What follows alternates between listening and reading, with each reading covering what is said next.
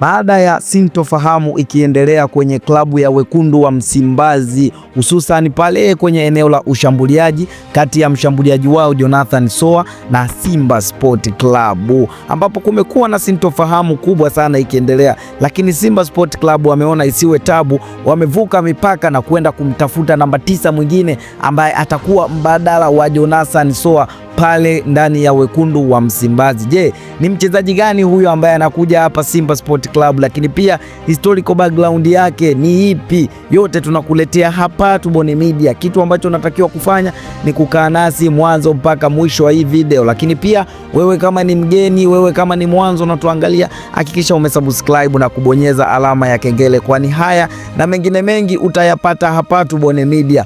Kwa kusubscribe na kubonyeza alama ya kengele, moja kwa moja utakuwa umejiunga na familia hii ya michezo na autopitwa na burudani kutoka kwetu. Sasa leo tunaenda ndani ya Wekundu wa Msimbazi, ambapo kumekuwa na sintofahamu ikiendelea kwenye eneo la ushambuliaji kati ya Simba Sport Club na Jonathan Soa, ambaye huyu walimsajili kutoka kule Singida Black Stars, ambaye tangu amehujumu ndani ya kikosi cha Simba amekuwa akifanya matukio yanayojirudia, ambapo Jonathan Soa alifungiwa na bodi ya ligi, na baada ya kufungiwa na bodi ya ligi ndani ya Wekundu wa Msimbazi pia wakampa adhabu kutokana na vitu anavyovifanya, hususani kusafiri na timu akiwa amevaa jezi ya Benfica na vitu vingine ambavyo vikiendelea, hususan akiwa ndani ya uwanja anafanya vitu vya makusudi ili mradi kuhatarisha kupewa kadi nyekundu. Na Simba Sport Club wameamua kupiga chini na Jonathan Soa, na sasa wameenda kule Uganda Vipers.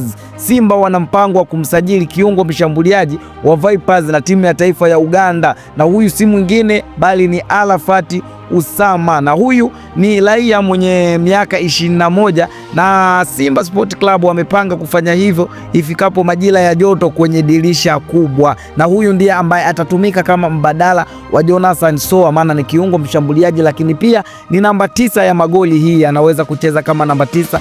Mpaka saizi huko Uganda amekuwa na msimu bora, huku akifanikiwa kufunga magoli 8 mpaka saizi kwenye mechi 20 za ligi kuu Uganda. Na ukianza kuangalia kwa takwimu hizi za kufunga goli 8 ni kwamba NBC Premier League atakuja kukiwasha kweli kweli, na tuombe uzima tu. Je, Simba Sport Club watatoa taarifa gani kuhusiana na mchezaji huyu? Na Jonathan Soa yupo hatarini kuachana na Wekundu wa Msimbazi. Sasa tunarudi kwako shabiki, wewe unasemaje? Je, Simba Sport Club ni halali kuachana na Jonathan Soa au wangemvumilia kidogo Jonathan Soa?